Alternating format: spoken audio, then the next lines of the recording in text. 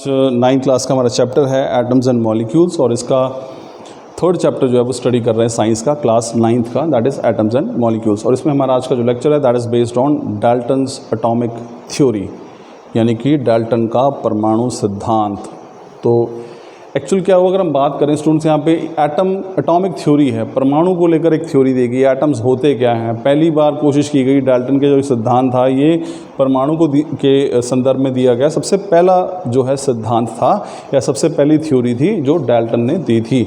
अब डाल्टन ने नाम ही अगर आप इसमें देखेंगे, एक बड़ी इंटरेस्टिंग चीज़ आपको बताता हूँ, हम बार बार एक वर्ड यूज़ करते हैं, वो हमारे पास वर्ड है एटम। एटम शब्द है वास्तव में स्टूडेंट्स दो शब्दों से मिलकर बना है, ए प्लस टॉम। अगर आप इसे देखेंगे ना तो ये एक्चुअल में दो शब्दों से मिलकर बना है।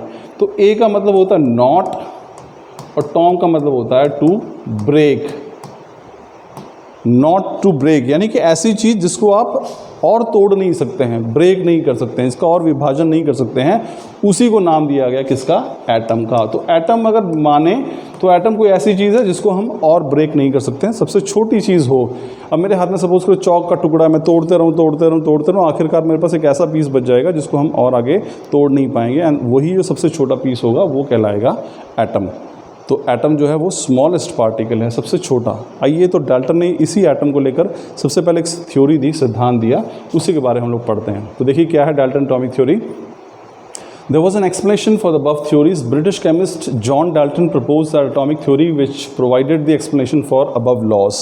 अब जो हमने दो नियम पढ़े हैं, law of conservation of mass और law of definite proportion, John Dalton ने उन्हीं नियमों को समझाने के लिए जो ये थ्योरी दी, इसको हम डाल्टन एटॉमिक थ्योरी कहते हैं। अब इस थ्योरी के कुछ मुख्य बिंदु, इंपॉर्टेंट पॉइंट्स क्या हैं, देखिए पहला क्या है, all matter is made up of very tiny particles called atom. इसका मतलब मैटर किसको बोलते हैं, पदार्थ को, एटम किसको बोलते हैं, परमाणु को। इसका मतलब ये पहला पॉइंट था एटॉमिक थ्योरी का डाल्टन की। उसने कहा कि जो भी पदार्थ है, अब पदार्थ आपको पता है सॉलिड, लिक्विड, गैस, तो जो भी कुछ आपको नज़र आता है वो वास्तव में बहुत ही छोटे छोटे कणों का बना होता है। उन ही छोटे कणों को हम क्या कहते हैं, एटम्स। तो ये पहला पॉइंट था, all matter is made up of very tiny particles called atoms. तो जो भी पदार्थ है, मैटर है, वास्तव में बहुत ही छोटे छोटे कणों का मिलकर बना है। सेकंड देखिए, एटम्स आर इनडिविजिबल पार्टिकल। अब देखिए एटम जो है वो अविभाज्य है, इनडिविजिबल है, जिसको हम और ब्रेक नहीं कर सकते हैं। तो यही बेसिस भी रहा है डाल्टन की एटॉमिक थ्योरी का कि एटम वो सबसे छोटा हिस्सा है जिसको हम और आगे नहीं तोड़ सकते हैं। थर्ड पॉइंट देखिए, atoms can neither be created nor be destroyed. Atoms को ना तो बनाया जा सकता है, ना ही इनका नाश किया जा सकता है, विनाश या फिर इनको नष्ट भी नहीं किया जा सकता। तो यही हमने पहला नियम भी पढ़ा था स्टूडेंट्स कि एटम्स जो हैं दे कैन जो मास है वो ना ही बनाया जा सकता है और ना ही जो है डिस्ट्रॉय किया जा सकता है। एटम्स को लेकर भी यही, atoms can neither be created nor can be destroyed. Atoms को ना तो हम बना सकते हैं और ना ही इनको डिस्ट्रॉय कर सकते हैं। चौथा पॉइंट देखिए, atoms of same elements are similar. अगर एक ही हम एलिमेंट के एटम्स को देखेंगे, उनकी सारी प्रॉपर्टीज़ वो सिमिलर होंगे अपने सभी गुणों में। मान लीजिए मैं एक बीकर के अंदर ऑक्सीजन गैस ले लेता हूँ। अब उसमें ऑक्सीजन गैस है तो वास्तव में क्या है, वो बहुत सारे ऑक्सीजन के एटम से बनी है। अब चूंकि वो सारे ऑक्सीजन एटम ही हैं तो वो हर मायने में उनके गुण हों वो समान होंगे, चाहे उनका वेट है, चाहे उनकी साइज़ है, उनका शेप है, जो कुछ भी होगा, उनका वज़न अगर हम कहें वेट करें तो वो भी सब सेम होगा। तो अगर एटम एक ही एलिमेंट के होंगे, उनकी सभी की प्रॉपर्टीज़ सेम होगी।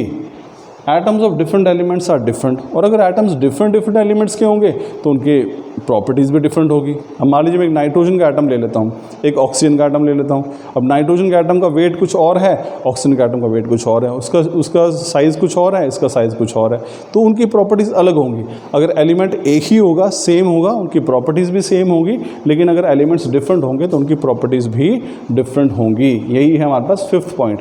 सिक्स पॉइंट देखिए, atoms combined in a ratio of small whole numbers to form compounds.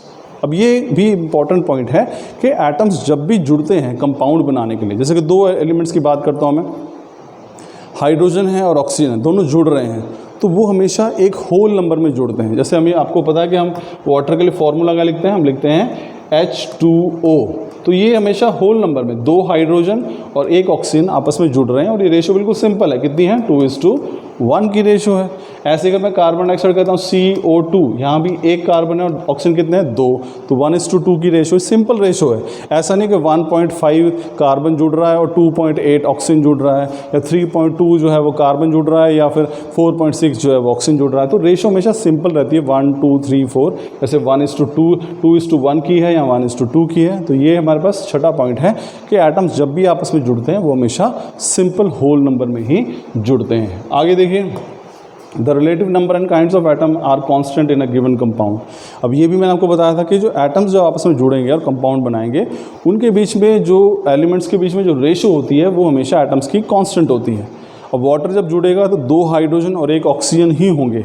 अगर अमोनिया बनेगा तो अमोनिया क्या होता है NH3, उसमें हमेशा 1 नाइट्रोजन और 3 हाइड्रोजन ही जुड़ेंगे।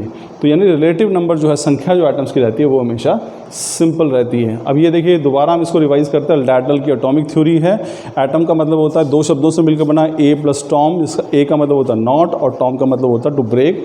तो एटम कुछ ऐसा इसको हम ब्रेक नहीं कर सकते हैं। तो ये थ्योरी क्या कहती है कि सारे का सारा all matter is made up of extremely tiny particles called atom. जो पदार्थ हैं वो बहुत ही छोटे कणों के मिलकर बनते हैं, जिसको हम एटम्स कहते हैं। एटम्स या जो परमाणु हैं वो इंडिविजिबल हैं, अविभाज्य हैं। एटम्स को ना तो बनाया जा सकता है, ना ही उनको डिस्ट्रॉय कर सकते हैं। एक ही एलिमेंट के एटम्स हर मायने में, हर प्रॉपर्टीज़ उनकी सारी सेम होंगी। डिफरेंट एटम्स जो होंगे एलिमेंट्स के, उनकी प्रॉपर्टीज़ भी डिफरेंट होगी। एटम्स हमेशा सिंपल रेशो में ही कंबाइन करते हैं एक दूसरे के साथ, और जो रिलेटिव नंबर होता है एटम्स का किसी एक कंपाउंड के अंदर वो भी हमेशा कांस्टेंट ही रहता है। तो this is students Dalton atomic theory, जो यानी कि डाल्टन का परमाणु सिद्धांत। आई एम श्योर आपको समझ में आएगा। Thank you.